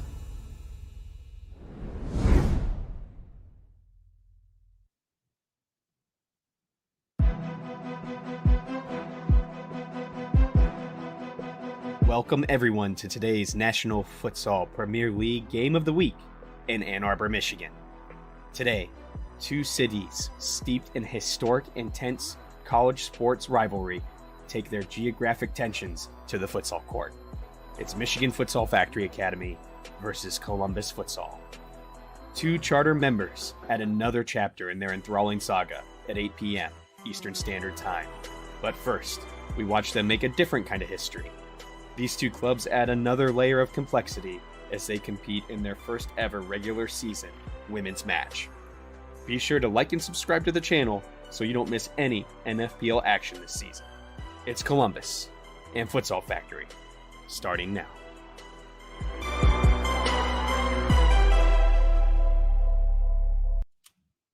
So, Luke, you worked with the NFPL on that intro. Who did that? Who did what? That intro, that's good. Oh, you mean the voiceover? No, this is the whole thing. Like, who produced that? Who produced that? That wasn't you? No, it was. I'm just like, what the I was going to say, I'm like, wait a minute. I'm trying to team up for a home run here. No, I'm like looking back, like, we did that? Holy We did that? cow, Yeah, exactly. good. It's doable, guys. So, real quick, the graphics are dope, dude. I saw the graphic again that I just lost his name. Give me his name. Matt? Matt Aldridge did for NFPL. Dude, Matt, if you were watching this, good job, man. That was awesome. Those graphics are brilliant. Yes. I mean, it it seems complicated, but that was all edited pregame. That Yep. whole intro was edited pregame. I did it in DaVinci Resolve, which is a free video editing program that you can Huge get shout from out to DaVinci Resolve. We're not DaVinci even Resolve. sponsored by Free, those guys. They deserve the free, credit. free, totally free. Great program. Jake's using it. Yes. I downloaded aerial shots from what's the name of the site? Envato. Was that Envato that you used? Envato Elements? Envato Elements. I downloaded aerial shots of Columbus. Just gobs of Ann them. Arbor. Gobs Ann Arbor. of them. How dare you mix Oh those yeah. up? Okay. It was Ann Arbor. It was Ann Arbor. I did two of them, so I can't remember which one it was. Yeah, I actually got Ann Arbor shots, which I was like, really? I got Ann Arbor shots. Cool. It doesn't seem too big. I don't think it is. How Well, big is Ann Arbor? It's not that big, is it? I would call it a mid-market town. I mean, University of Michigan's king there. It's a college Okay. town. Okay, then that makes sense then. I'd say it's a Anyway. few 100,000. And I think that's what. And now that I'm thinking back on the shots, it had to mostly to do with the university. Mm-hmm. Yeah, Okay. I'm sure. Anyway, but that was pretty easy to get. Like honestly, like if I really needed to, I have a drone sitting right there, and I could go get the shot myself. You know what I mean? Drone shots are not hard to come by nowadays. It added so much production value. Like this kind of like, hey, we're in Ann Arbor. It puts you there. What I think about is like these opening shots of like NBA games, NFL games, MLS games nowadays. Like they have these town shots, so they kind of like help you.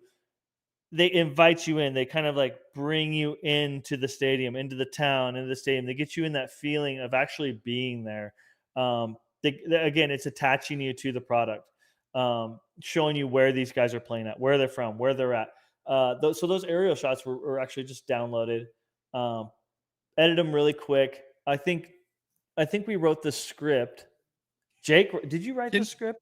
Yeah. So a little behind the scenes, that I think that turned out really nice, and a lot of that was Luke. Yeah. We had a minor hiccup, and I think I did that an hour before the game, maybe 45 minutes. That's right. Before the game. You did, didn't you? It was a little bit on the fly. So I wrote up some quick notes on what I wanted to say, made sure I liked it. Listening back to it, I'm my own worst critic. I wish I'd change one or two words, but sure. I mean, very, very doable. Sorry if you guys are getting a buzz on the stream. No, it's all good. But I mean, I remember, I can't remember why, Luke, but for some reason that particular intro, I remember you calling me on Discord and saying, "Hey, how much time you got right now?"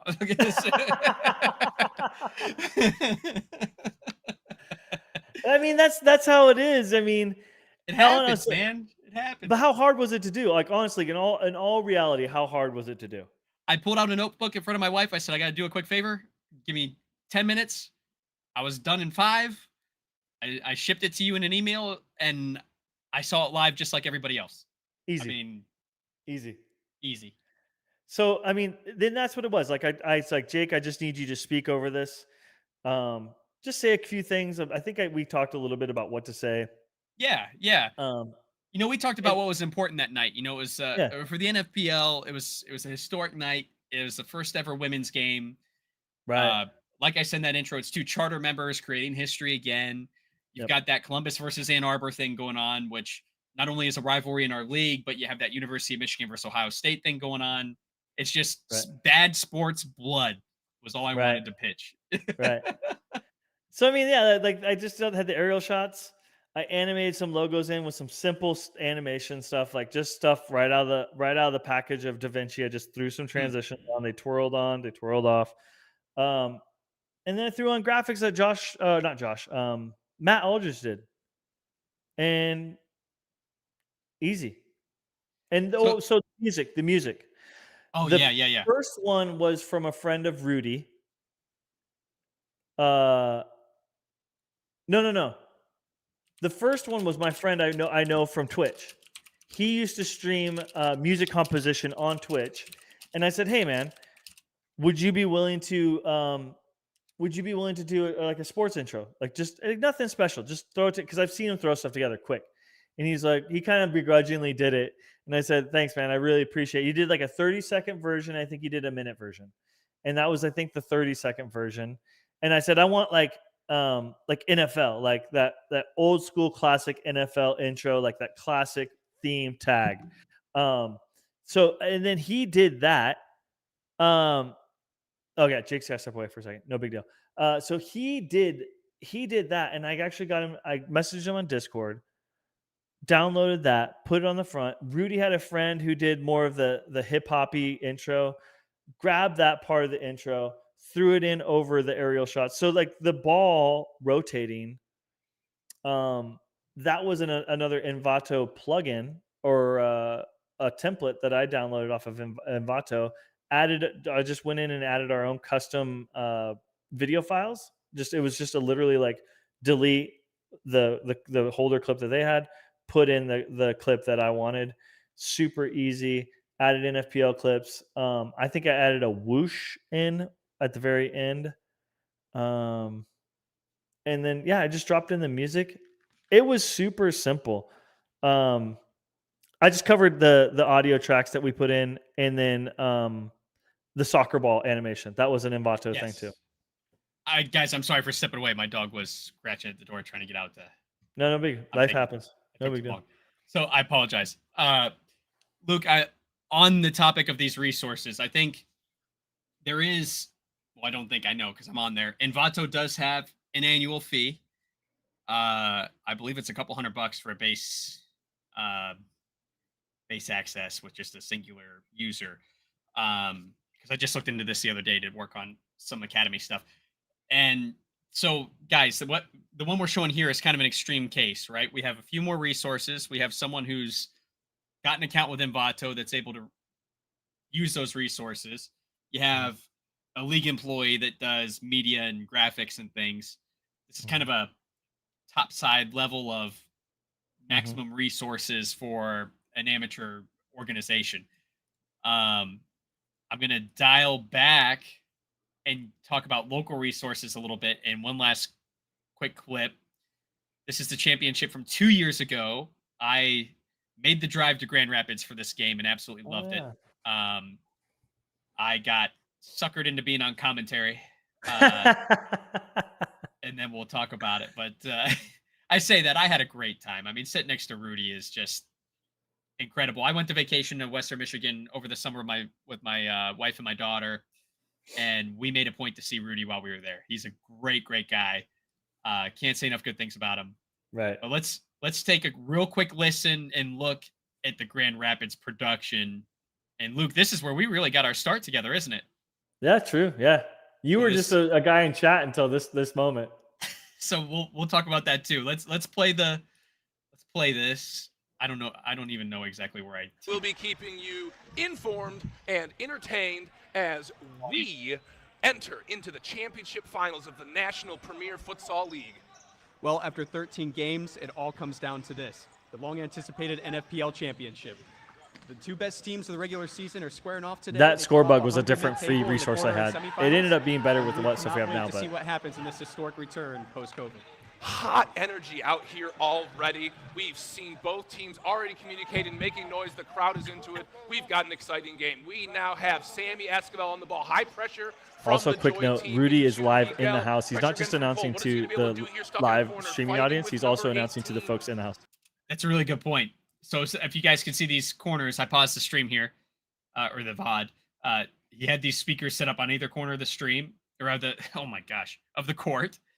So everyone in the building can hear what we're saying as well. So kind of a unique take from Grand Rapids on how they make their presence in the court. You know, that fan experience is a little unique that way. And then shout out to Juan in this screen freeze here, handing a penny to the referee here. High pressure still. I think that he's making Juan put it on. Oh, you're right. Yeah, because they thought he looked like a player because he was wearing black like the uniforms. Rudy, good to be here, man. Thanks for having us on. I remember that altercation. He was so mad. He was less than thrilled. But you can see he's got that second camera we're talking about. You see him walking away from the officials table there. He had the little Right, Cole. stabilizer. That Lito was across. cool. There's Cole. Big Ooh, save. great Chris Mendes save. with a And shot. golazo. It's a goal!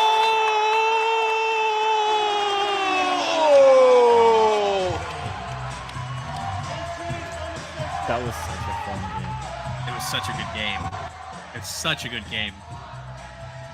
Okay, so that's all I want to show of that. Let's talk about it. Because I don't want to just like reuse Grand Rapids content on my stream and make it a React channel. I know that's kind of a hot topic right now. But a couple things I want to talk about there. The difference a commentator makes on a stream. Right. You know, the other ones we looked at, not counting the intro we looked at, the 2 games we looked at in Northern Ireland didn't have commentary. So you're completely relying on court noise to fill the void of a viewer. And it's not just at an amateur level that this happens. I've been following Riga, which is where Ricardinho is playing right now. And they have no commentary on their stream either. Now, that's a Latvian club. If they had a commentator, I wouldn't know what the hell they're saying anyway. Yeah. But it does make a difference. When I watch San Lorenzo, you know, one of my favorite things is that commentator when we score, you know, San Lorenzo. That kills me every time. I jump out of my It's seat. so good. I am just as amped as that man that's the announcer. That energy is contagious. And I want to give a shout out to 3 people. Rudy in Grand Rapids, Dante in Columbus, and I also want to give a shout out to was it Ruben that was helping us with commentary last year? Luke? Rube Ims. Yes, he was an absolute all-star too. You know, he was just stepping in for all the teams. There was a lot of cases we were giving him limited resources, and he was making it look good. So commentary can make a huge difference. We're asking for another volunteer to be able to do that, though, at that point. So I would encourage teams that are thinking through all this. I think commentary makes a huge, huge difference in the fan experience online. Yes. That said, if you don't have the volunteers, the stop clock being accurate, someone running the camera is probably more important to things actually being relevant to the viewer if they're truly watching it. Yes. But I can tell you as someone with a young daughter that I'm chasing her around, but I still want to see what's going on in futsal, having a commentator going in the background and almost listening to it like the radio, like the 1950s, goes a long way for me. So I like that. I think I'll just echo what I said before. Having a commentator is a huge attachment issue. It helps you attach to the team. It helps you understand who they are, what's going on. And then also like you, like sometimes I'll run a futsal game in the background and then I'll hear the goal. I'm like, okay, wait, I'm gonna go catch a replay. Yes. Then it brings in also the topic of replays. Like the casual fan is not going to pay attention to every single play, but they're definitely down to see what's happening, have it on in the background. That's fine. You're catching people, and if the team is exciting, they'll start watching more. But I know for a fact, I'll on some games, I'm just like, I'll have it on. You know, I just want to see what's going on in Argentina.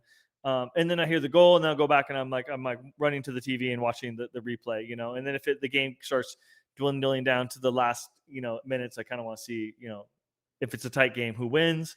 So yeah, commentator definitely helping with names, putting names to people. Also setting a tone for the game. They can bring a lot of excitement. If you're not knowing what's going on, you can help the understanding of, hey, they just had their 5th foul. Now you'll see a shift in play. And if you can help identify that, maybe you can say, like, why are they backing off? Why is this team like sitting a little bit more? You know what I mean? Right. So that's kind of to me, that's kind of an education tool as well. Commentators also help educate our fans. They help clarify, like, well, why do you use his hands there, and why did he get kicked the ball there, and why does he have to like kick it from the sideline, doesn't throw it in, and like why does he have to step back 5 meters, or why is one PK from one spot and one PK from another spot? These are types of things like you can help start understanding, and especially with these fields with lots of lines, you can say, hey, like there are lots of lines, but these are the lines you want to look out for. Just helping educate our consumer, because there are a lot of consumers that are not educated. And if I can just roll into one more thing, one of the things that the Wiffle Ball League is doing is streaming on TikTok one single angle. and they're announcing. But what they do every once in a while is they're like, if you guys think this is cool and you want to see like more and better angles and like better like slow-mos, and we have tons of graphics and stuff like that, head over to Twitch. And Yeah, they just push people from TikTok to Twitch. And I think that multi-platform, that definitely works. And I think that's again one of those generational things where yes, Twitch doesn't have the best discoverability, but you can leverage other things to push people to your channel. absolutely. And Twitch does have some other unique resources as well. You know, if you're having Josh in the chat, just using the league he's involved in as an example. You know, he's in League One. He's also in Superliga. Yep. If Superliga is just as an example, 4-team league currently. I think they're at the end of the regular season and getting ready for that championship match. But if for next year they decided, hey, we want to run things on Twitch, you could do either multiple. There's 3 different ways you could really do that. You could set up the timing so you have uh, a league channel and you just run the games back to back. If you can record in both locations, that can be done remote. We could pull one out and put a new one in. You could have each team have a Twitch channel and have them go live for their home games and own responsibility of being a host. You could take it as far as having multiple channels that you manage as well and have 2 games going at once. That's what the MASL does. They have what, 5-6 channels, Luke? I think Like so. that? I think so. And so all their top tier teams are playing at once or similar times where they're overlapping. There's a little bit of having to find it that you have to do because it's MASL 2, 3, 4, 5. But right there in that description is here's the 2 teams that are playing. Find your home team. And Luke and I have looked into this as we've continued to explore this and try and help futsal teams with it. We used MASL as an example and followed them. I mean, these guys have thousands of viewers on Twitch in each channel. Mm-hmm. And those are regular season games. I think any futsal team in the US would be thrilled with 100 viewers, let alone 1,000. So that's where we're at in relation to how far MASL has developed. We got to start looking around us here and making some changes and embracing some technology, I think. I use that Grand Rapids Olay one as a bit of an extreme example. That's a championship game. We had the commissioner in the building. We had, the head of referees in the building. We had a full staff of volunteers. I mean, I freaking drove up from Ohio. That's crazy. Sat down with Rudy. We wrote up some notes. I got to see his process. I will tell you guys, all of these people we're talking about right now today are in our Discord community. So if you are interested, I did pin a comment in the chat. I would love for you guys to be there, network with these people. You've got Luke there. We've got Rudy there, who has some great practices and commentary and prepping for games. I'm kind of a really good second squad person if Luke's not available. We got Jake knows a lot. Jake knows a lot. We got I'm probably better at posts than maybe the live stream bit so far, admittedly. There's a guy named Brian out of Columbus, Ohio in our Discord as well that he streams indoor, outdoor. He's been in all kinds of situations and scenarios that can help out. We just want to build a community there and bring everyone together and propel the game together. Yep. We talked about a lot tonight. We talked about some dysfunction in the US. We talked about the prospect of what our future is. We talked about how amateur teams can use free resources. I truly believe, despite the animosity I currently have for US soccer, that we, as the futsal community, and this is something Rance said in our last interview too, and I agree with him 100%. We are some of the most passionate fans across all sports. End of story, period. Yep. Because we have no money in this sport. It is pure freaking passion. That is what we're all about. And I think that's going to drive people to our sport if they know we're here. And I think that that's going to be contagious to avid sports fans that are discovering futsal for the first time. People like Luke, people like me, like we joked about earlier, free 99. We just want to grow the sport and we want more people to enjoy it with us. If you guys are considering it, come to the Discord, chat with us. We answer beginner questions. We answer technical questions. We follow leagues all over the world. We got a little something for everybody there. Come be a part of it. Go ahead. That's my plug. How'd I Hey, do? that was great. That was great. Thank you. It's awesome. Yeah, man. One quote I heard, just kind of end off, is a really successful person. I can't even remember who said it, but he said, "Create something cool. Figure out how to make money later. Yes. The money will come if you have something cool. Just figure out how to make it cool. Do it because you love it. Make it Yes. awesome. And that love and that passion is what people are going to want. If you can figure out how to make money with it later, just make it cool. The There's so love many for the resources to sport make it cool. is going to bring healthier growth Yeah. than the person looking to make a quick buck. Yeah. And I think that's a lot of the problem, not only with futsal in today's US scene, but also the soccer scene.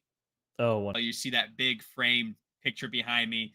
You can't really tell what it is in my videos, but what it is a piece of an original tifo from when the Akron Vulcans were playing in their, unfortunately, first and last season because of COVID back in 2019, 2020.